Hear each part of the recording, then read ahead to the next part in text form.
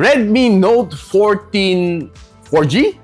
Meron pa rin 4G 2025 na. Talagang ayaw pa rin kalimutanin ni Xiaomi ang 4G capability na phone. Now, ano nga ba meron dito sa phone na ito? Powered by the ever-umay na processor na Mediatek Helio G99 Ultra. It supports also triple camera sa likod. On the bright side, malaki ang kanyang battery at 5,500 and supports up to 33 watts. And meron din daw siya IP54 na dust and water resistance. More details and price reveal after this quick intro.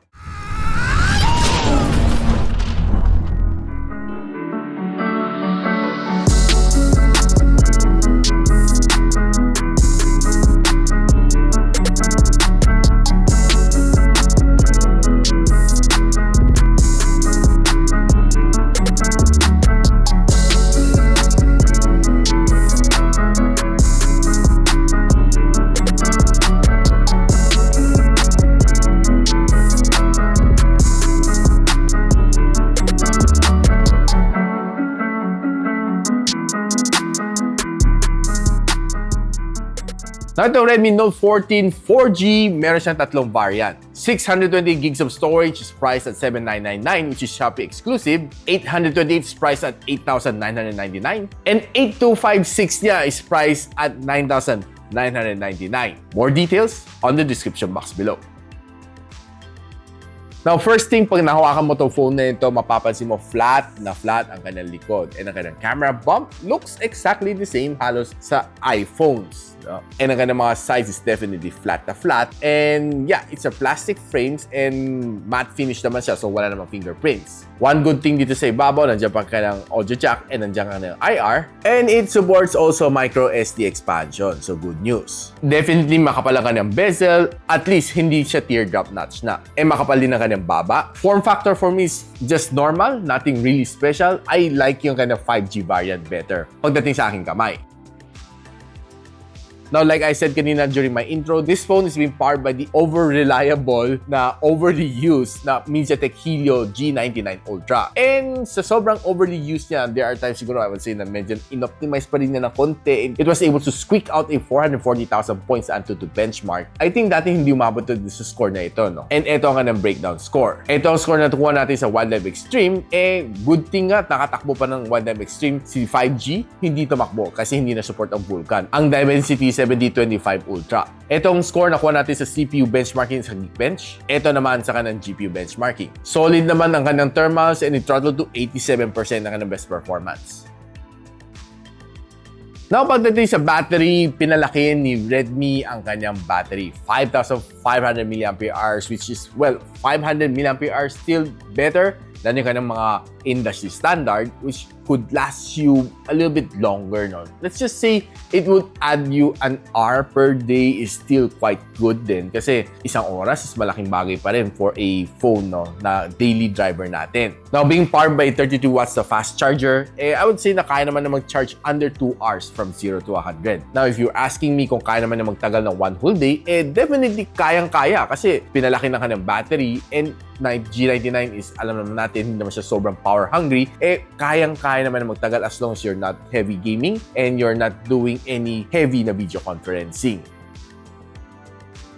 Now, pagdating naman sa display, honestly, not so bad na ganun display. This one has a 6.67-inch na FHD Plus na flat AMOLED display with 120Hz of screen refresh rate and ang ganang maximum brightness, 1,800 nits. And this one is being powered by the Corning Gorilla Glass 5 protection. Pero nung nasa labas ako on a bright sunny day, pansin ko medyo hirap ako konti taking a look at this phone. I'm not quite sure kung bakit, pero sinaganda natin kanyang brightness to the maximum, medyo hirap ako konti. Pero on spec sheet, it's a 1,800 nits. Pero based sa aking mata, parang kulang. Now, if you're browsing naman sa socials dito, maganda naman kanyang performance. I would say, no problem dito. Scrolling on Facebook, TikTok, and of course sa Instagram. And probably if you have friends in the US, let me know kung totoo nga ba natuloy na ang ban. Hindi na sila makagamit ng TikTok. Or pwede pa ba sila mag-browse pero hindi sila pwede mag-upload. Let me know in the comments. Now, if you're watching videos naman dito sa YouTube, expect a good and average na performance dito sa kanya. I would say na okay ang kanyang viewing experience dito. Wala mang maging problema except that medyo makapal lang konti ang kanyang mga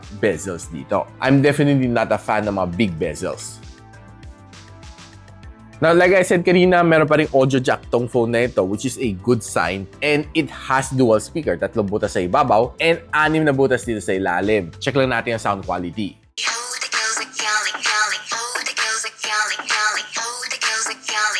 Well, honestly, not so bad ang kanang sound na halos di nagkakalayo sa kanang 5G counterpart, above average. Now, naglaro naman tayo ng 2 games dito on this phone, playing Farlight 84 and Call of Duty Mobile. Pagdating na sa Farlight 84, I was able to get a good gaming experience dito, except that hindi mo lang siguro kaya isagad-sagad ang kanang graphical settings. No? All you can do dito is set to a more medium graphical settings, but expect some minor frame drops along the way kasi ang G99, alam naman natin ang kanang performance, no? Since dati pa. And si Farlight 84 is medyo graphical intense din siya. Playing this game would give you a good experience if you can lower it down yung kanyang graphical settings. Now, along the way, may lags talaga mafe-feel and there are frame drops. So, hindi maiwasan, no? Lalo kung nag-sniper scope ka, mapapansin mo sa kanya is parang medyo na nag-slow down ng konti pag zoom in. Yun ang mafe-feel mo dito sa kanya.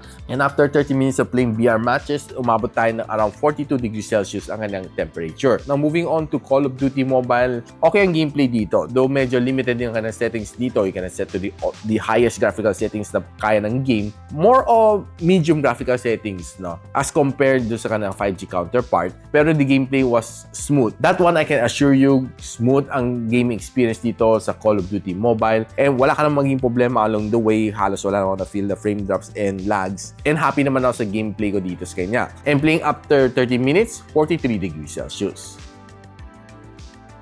Napag-usapan na natin ang camera dito sa phone na ito. It also has a triple camera setup tulad ng kanyang 5G counterpart, except that wala siyang ultra-wide lens. It has a macro lens instead, which I rarely use. It starts off with a 108MP na main camera sensor with a 2MP na depth sensor and a 2MP na macro lens. This one can shoot up to 1080p and 60fps, which is better than yung kanyang 5G counterpart, which can only shoot you up to 1080p and 30fps. And ang front-facing camera is a 20MP na shooter, which can also shoot you up to just 1080p and 30fps, same sa 5G. Okay, simulan natin ang ating camera analysis with some outdoor shot. So, looking at this very simple na rock shot, honestly, I would see a lot of details though. Pero pag once I zoom in, mapapansin ko na medyo soft ang photo na ito. Pag hindi mo zoom, okay lang naman siya. Now, taking a look naman sa mga greens, pansin ko medyo saturated siya. Pansinin mo yung mga greens niya na medyo may pagka-OA ka ng green and masyadong harsh siya tingnan sa mata. Yan ang aking observation dito, yung kanyang pagka-green. Masyadong OA. Pero pag tinignan naman mo details dito sa mga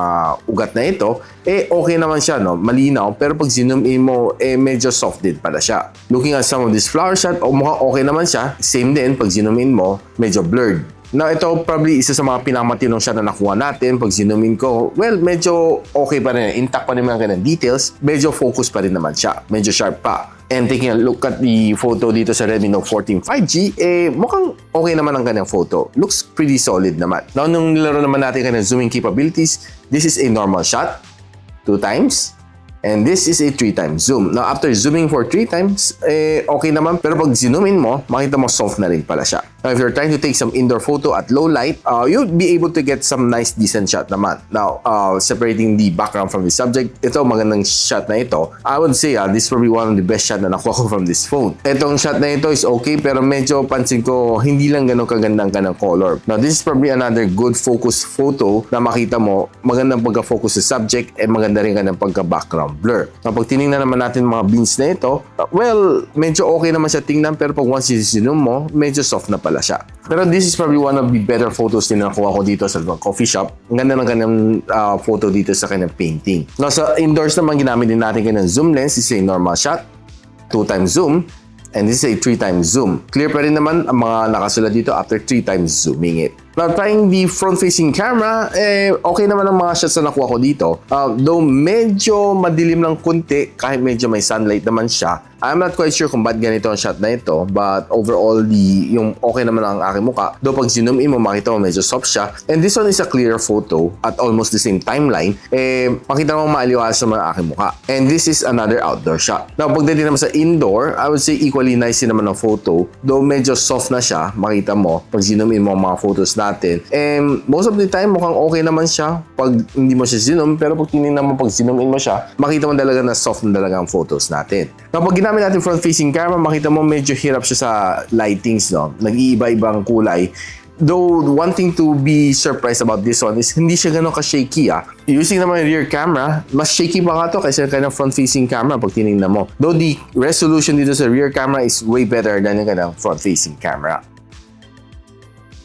Now guys, ano masasabi ko dito sa Redmi Note 14 4G? Sana pagdating sa Redmi Note 15, kalimutan na ni Xiaomi ang 4G. Kasi alam ko naman kaya ni Xiaomi lagyan ng 5G on a device like this one at this price point. Kasi kaya naman gawin ng ibang brands di ba? Redmi used to be one of the value kings, but right now, they are a bit losing ground to the Transsion Group. Nakita naman natin anong kaya ni Transsion Group, no? May mga 5G device na below 5K. I was hoping na sana kung ginawa niyang 5G to phone na ito, definitely it's a winner. But on the 4G and yung gameplay is medyo mediocre. Pag ako pagpipiliin mo, medyo pag-iisipan ko kung bibilin ko nga ba itong device na ito, given its performance. And overly used na rin ang G99. Kayo guys, would you buy the Redmi Note 14 4G? Kung gusto nyo malaman kung saan nyo pwede mabili itong phone na ito, I'll link everything on the description box below. And if you like this video, don't forget to share it to your friends. And a quick sub to this channel is definitely awesome. I'll see you in my next video. And so, ako para sa Richmond, and you're watching Gadget Sidekick. Like and subscribe to my channel. Don't forget to hit that notification bell. For one of my latest uploads, click the dito. And for one of my popular uploads, click here.